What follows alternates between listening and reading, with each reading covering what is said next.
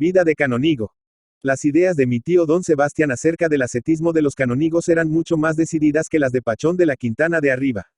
Nada de vacilaciones en este punto, ya sabía a qué atenerse.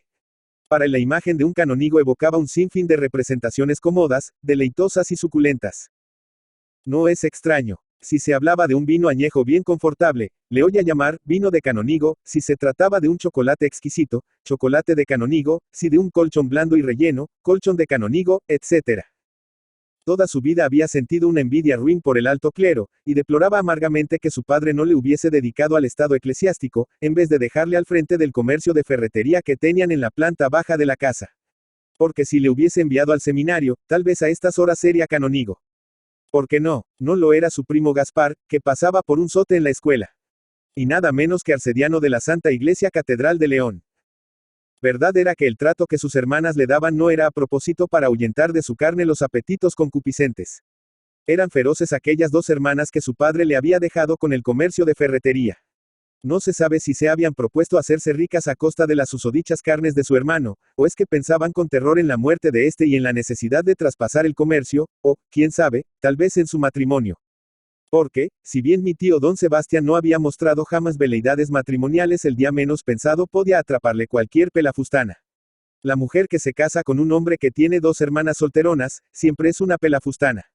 De todas suertes, estas dos hermanas le escatimaban el pan, la carne y el vino, el betún para las botas, las toallas para secarse, y hasta el agua para lavarse. Y así habían traspasado los tres la edad de 40 años. Don Sebastián, a quien la naturaleza había dotado de un temperamento muelle y voluptuoso, se autorizaba cuando podía, a escondidas de aquellas dos fatales Eumenidas, algunos regalos. Un día se iba con don Hermenegildo, el piloto, al Moral para comerse una cesta de percebes y beberse algunos litros de sidra; otro se colaba bonitamente a las 11 en la tienda de la Casana y tomaba una rosquilla rellena y media botella de vino de rueda, o bien entraba por la tarde en el Café Imperial y pedía un sorbete de fresa. Pero de todos estos atentados tenían noticia al día siguiente las dos vírgenes agrias. Su policía era más exacta y más fiel que la del sultán de Turquía. Cielos, qué escándalo, qué pataleo, qué imprecaciones temerosas. En cierta ocasión, una de ellas llegó a darle un formidable escobazo en la cabeza. De todos estos ultrajes supo vengarse bien y de una vez mi tío don Sebastián. No tenéis más que preguntarlo a cualquier viejo de la población, y os lo contará medio sofocado por la risa.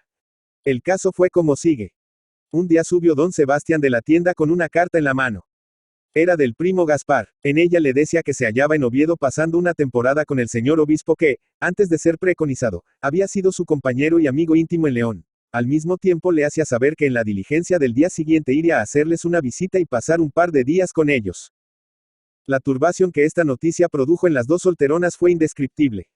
Tener por huésped al arcediano de León, a un amigo íntimo del señor obispo, a cuya mesa se sentaba y a quien tuteaba en secreto, según se decía. Ya no se acordaban de aquel primo Gaspar a quien recosían los pantalones para que su madre no le zurrase la badana si llegaba con ellos rotos a casa y a quien habían dado bastantes pescozones llamándole animal. Para ellas ya no existía más que un personaje eminente rebosando de teología y respetabilidad. Pasada la primera impresión de estupor, hizo explosión en ambas solteronas una cantidad imponente de actividad doméstica. Se quitaron el corse, se liaron un pañuelo a la cabeza, y dieron comienzo por sí mismas a la limpieza y arreglo del cuarto de respeto.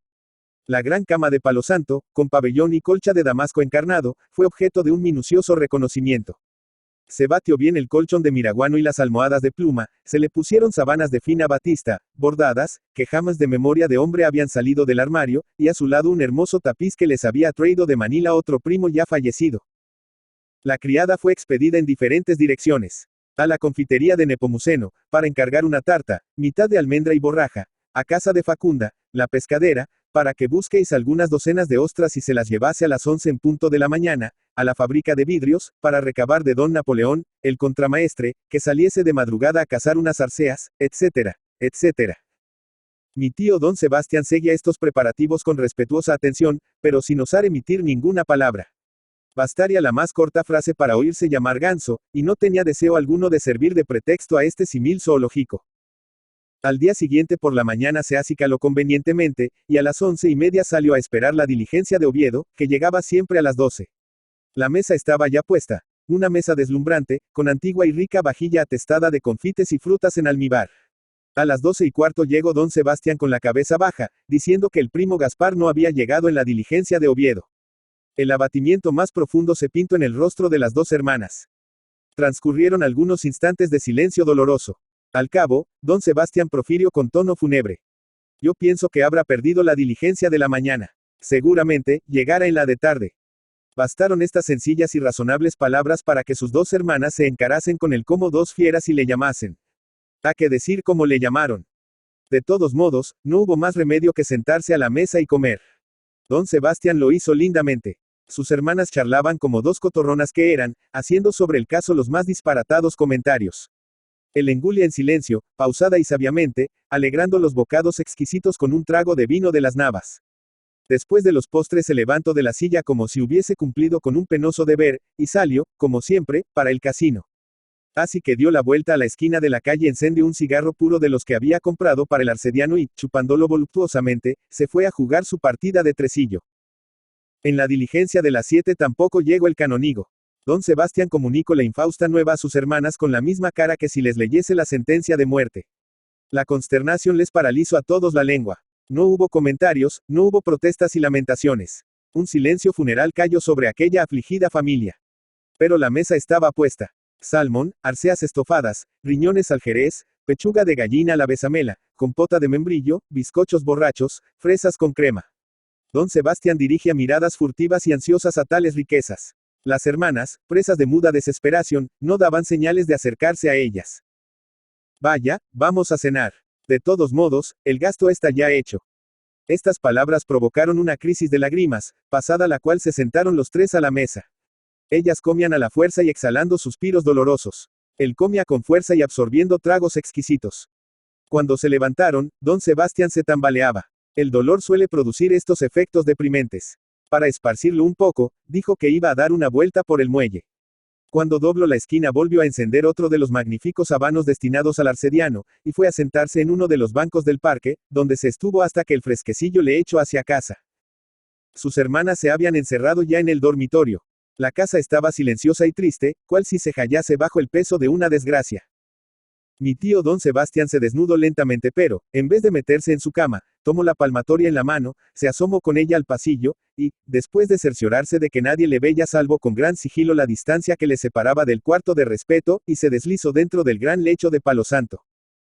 Oh dulce y blando colchón, oh tiernas almohadas, oh sábanas finísimas.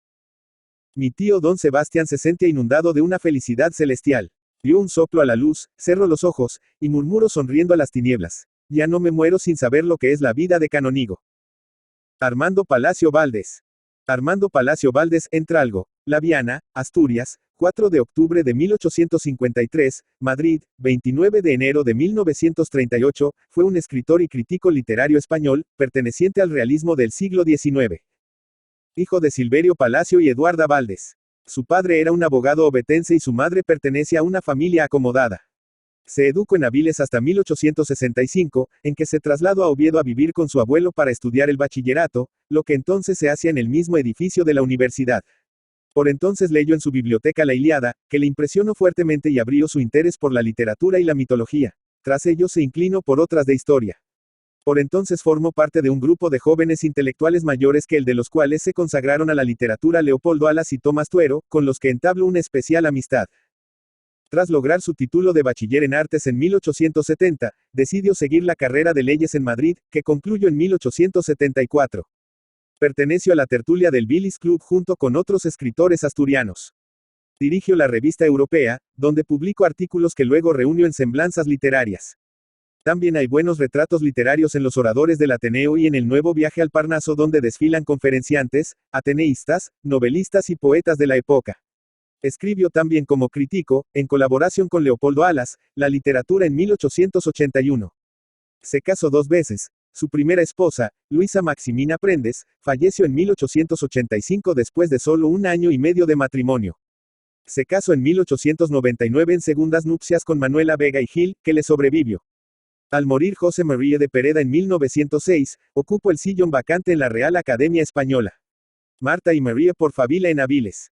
Se dio a conocer como novelista con El señorito Octavio, 1881, pero ganó la celebridad con Marta y María, 1883, ambientada en la ciudad ficticia de Nieva, que en realidad representa a Viles.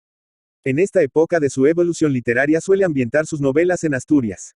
Así ocurre también con El idilio de un enfermo, 1884, que es quizá su obra más perfecta por la concisión, ironía, sencillez de argumento y sobriedad en el retrato de los personajes, algo que Palacio Valdés nunca logró repetir. También de ambiente asturiano son José, 1885, y El cuarto poder, 1888, donde de la misma manera que en La regenta de Leopoldo Alas se realiza una sátira de la burguesía provinciana, se denuncia la estupidez de los duelos y la fatuidad de los seductores.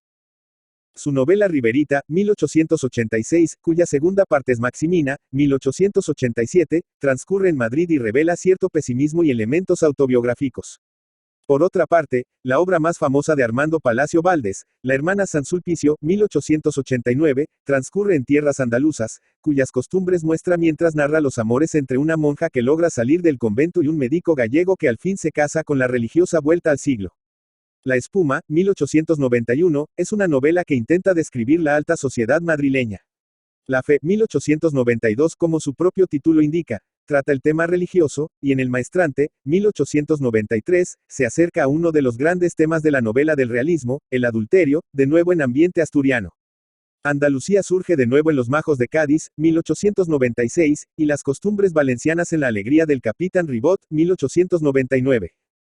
Entre todas sus obras, Palacio Valdés prefiere a Tristano el pesimismo, 1906, cuyo protagonista encarna el tipo humano que fracasa por el negativo concepto que tiene de la humanidad. La aldea perdida, 1903, es como una égloga novelada acerca de la industria minera y quiere ser una demostración de que el progreso industrial causa grandes daños morales. El narrador se distancia demasiado de su tema añorando con una retórica güera y declamatoria una Arcadia perdida y retratando rústicos como heroes homéricos y otorgando nombres de dioses clásicos aldeanos. Es una manera sumamente superficial de tratar la industrialización de Asturias. A Palacio Valdés se le daba mejor la descripción de la ciudad que de la vida rural. Los papeles del Dr. Angelico, 1911, es una recopilación de cuentos, pensamientos filosóficos y relatos inconexos, aunque muy interesantes. En Años de juventud del Dr. Angelico, 1918, cuenta la dispersa historia de un médico, casas de huéspedes, amores con la mujer de un general, etc. Es autobiográfica la novela de un novelista, 1921, pero además se trata de una de sus obras maestras, con episodios donde hace gala de una gran ironía y un formidable sentido del humor. Otras novelas suyas son La hija de Natalia, 1924, Santa Rogelia, 1926, Los Cármenes de Granada, 1927, y Sinfonía Pastoral, 1931. Hizo 2 colecciones más de Cuentos en el pájaro en la nieve y otros cuentos, 1925, y Cuentos escogidos, 1923.